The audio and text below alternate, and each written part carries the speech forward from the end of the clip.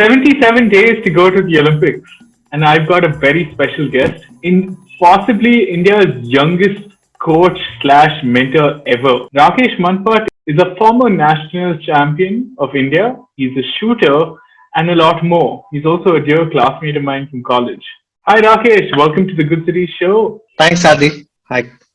Rakesh, can you tell us a bit about yourself? So I started shooting at the age of 15. I picked it up while I was watching my brother shoot at the NCC and take it into competitive shooting. I would accompany him for the local club. I realized that I really wanted to represent India, and I felt, okay, this is one sport where, considering a lot of sports in India is not so developed in terms of ecosystem or the coaching system and all of that, then I realized that here there's an opportunity, a lot of mental preparation which is required, which can be kind of learned, not necessarily face-to-face conversation from a coach point of view. You don't need the world's best coach in front of you, but if you have access to a world's best coach, it's still good enough.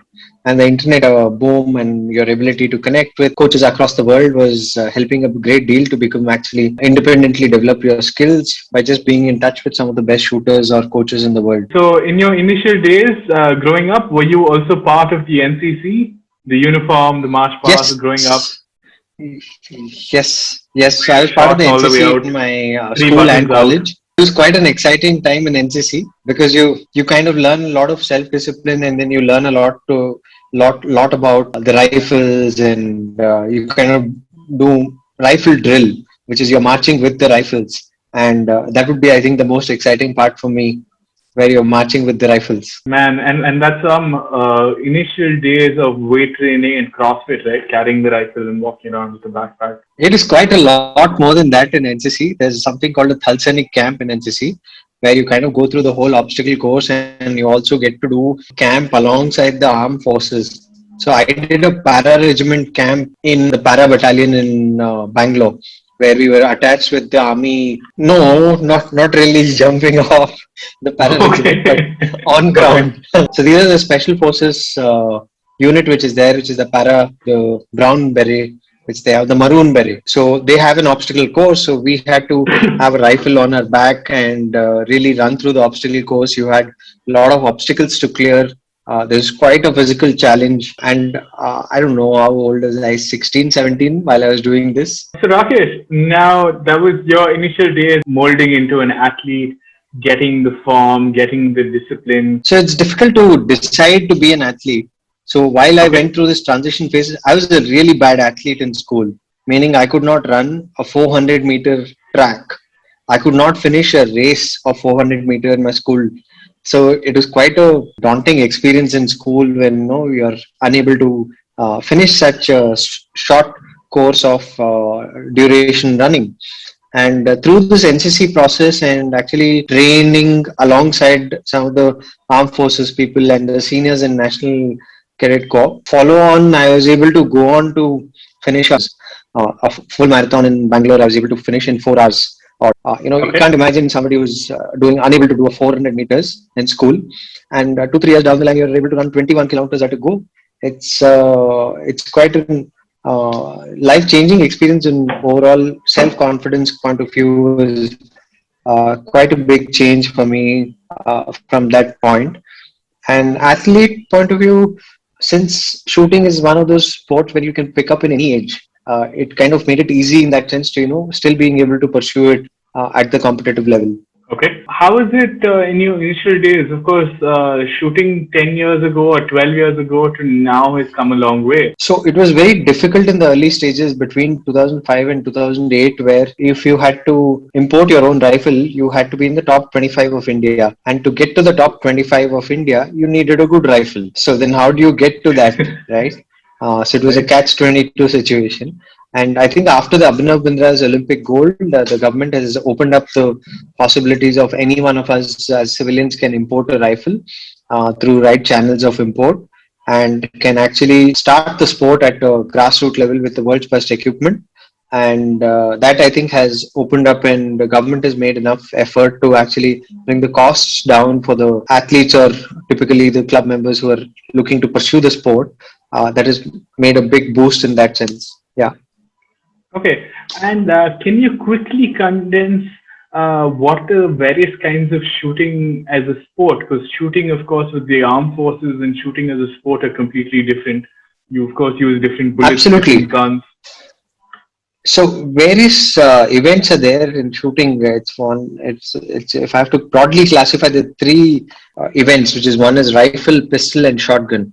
So Okay. rifle and pistol are shot at 10-meter range and 25-meter distance and 50-meter. 25-meter and 50-meter are outdoor events and which are also firearm classified events. So where we use Okay. the real bullets and we are shooting with outdoor wind and real bullets and real rifles. So these are action loaded rifles and magazine loaded pistols.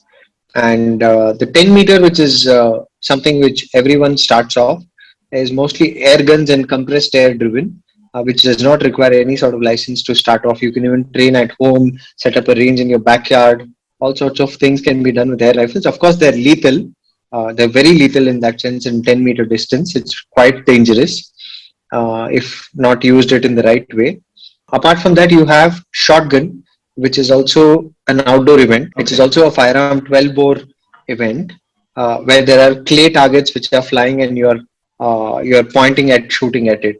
So that's Wow. something which Rajyavardhan Singh Rathore won the Olympic silver in, Right. where he was shooting in a double trap event.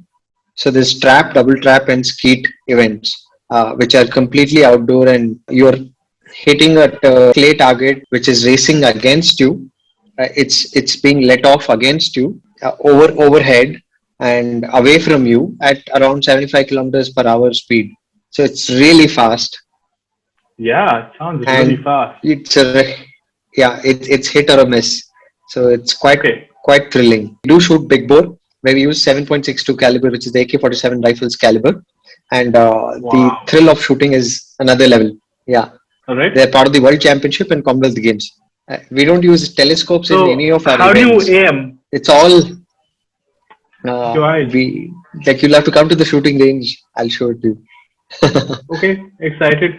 So, Rakesh, thanks for the very insightful insight into shooting as a sport. As you progress as a young man being part of the NCC to actually representing the state and the country, how and when did you decide to start your own venture or own startup called the Elite Shooting Club? So you can say it's a sports startup. So naturally, it was time that I realized I had a lot of knowledge around the sport. While I was actively on the Indian team, I was supporting some of the best athletes on the Indian team who were able to progress themselves to the world stages and win medals and qualify for the Olympics and so on. So I decided that in Bangalore there's something really missing.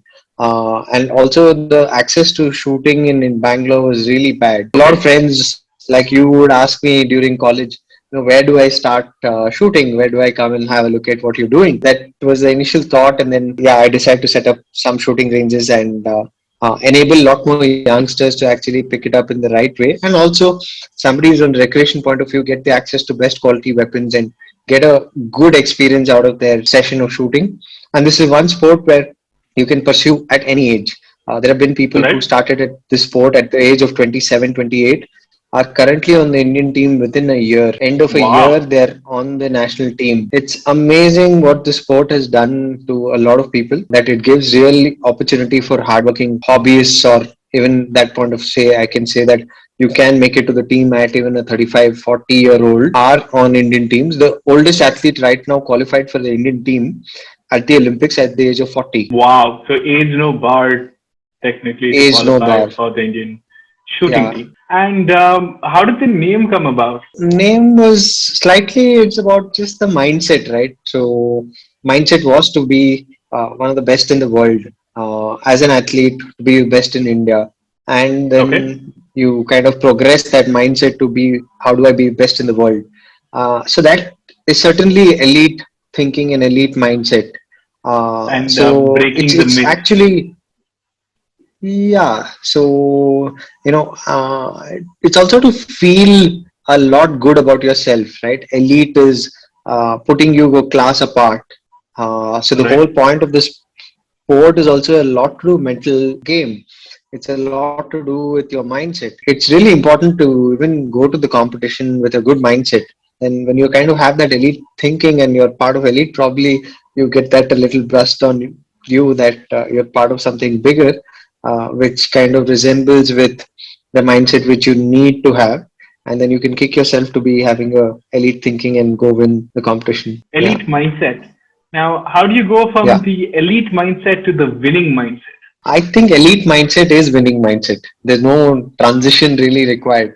So you have an elite Okay. mindset, it's already a winning mindset. All right. And what are your mantras as a founder of a sports startup and also being a mentor to world class athletes? I think hard work is definitely one of the things which would be on the top rated, and relentless pursuit of success, the nitty gritties of success, not really focusing on the outcome, but focusing on the process. It's completely process driven, focused on a lot to do with attention to detail.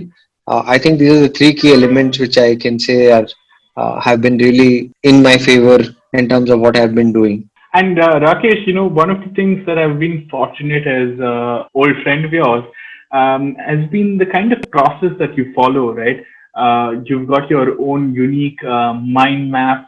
Can you give us like 5 pointers on what people should do, regardless of whether they're training for a championship or generally in life? When it comes to competition point of view, Yeah, just having a winning mindset. so mostly I think winning mindset is not something which comes overnight. Yeah, of It's course. something which needs to be cultivated as a habit on a daily basis. You got Okay. to constantly keep yourself positive throughout the process. And if you're 600 days, I mean, let's say if you're 300 days negative and 60 days positive is not going to make a big difference. And even Yeah. if you are 360 3 days positive and 2 days negative, the 2 days may be on the competition day, which is not going to help you. So it's really a culture and a attitude change shift which has to happen, and also not just within you but also your circles. So you can't be in a room full of negative people and completely be positive of yourself. Maybe it's possible, but it's a matter of time where that negativity is going to brush on you or your positivity is going to brush on them. There has to have that has to happen. So you got to really pick your spot and place and friends and the circles and uh, routines in such a way that you're keeping yourself completely positive for a long duration of time. And then the entire process of winning is just an outcome of this activity. So there's really Okay. no need to focus on winning as a process, but focus on But process of being habits. positive and competitive. Okay. Yeah, Okay. build good So, winning successful habits, and that gets you to the finish line. so the five super things, according to Rakesh Manput, that everybody needs to do are happy thoughts, surround yourself with a great circle, Positive thinking, room full of positive people, 365 days of positivity. and remember to smile. Yeah. All right. Exciting. Rakesh, can you name the athletes that you are training for the upcoming Olympics? So one is Apurvi Chandela. She's former world number one, currently in the top 10 in the world. And she's qualified for the Olympics 2021. And we have one more athlete who is expecting to qualify, who's a para athlete for the Paralympics, is Sri Harsha. So he was just a regular guy like us who had an accident, and then he's lower body paralyzed, but he has the grit and determination to pick up the rifle and shoot the targets, and he's in the Indian team currently. Yeah. So these Wow. are two athletes I'm training right now for the Olympics. And you also call yourself a mentor, not a coach. Why is that?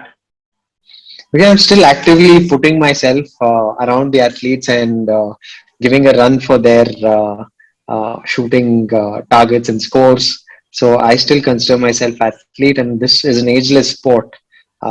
So I'm able to peak myself now, and I think I'll be able to continue my peak for a long time to come. So I Okay. still have a lot in me which I will deliver in the coming years.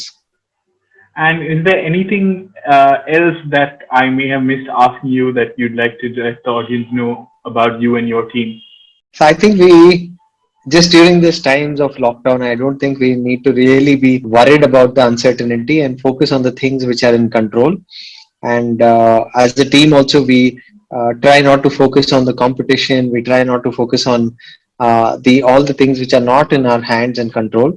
We just try and focus on the things which are in our control and get ourselves through and put in the hard work towards your goals. And I think the outcome will be in your favor. Thank you so much for being on the show. It was amazing hearing about all the things that you're up to. Hope to have you back on the Good City show with me, Aditya Mendonca. Thank you, Aditya. See you.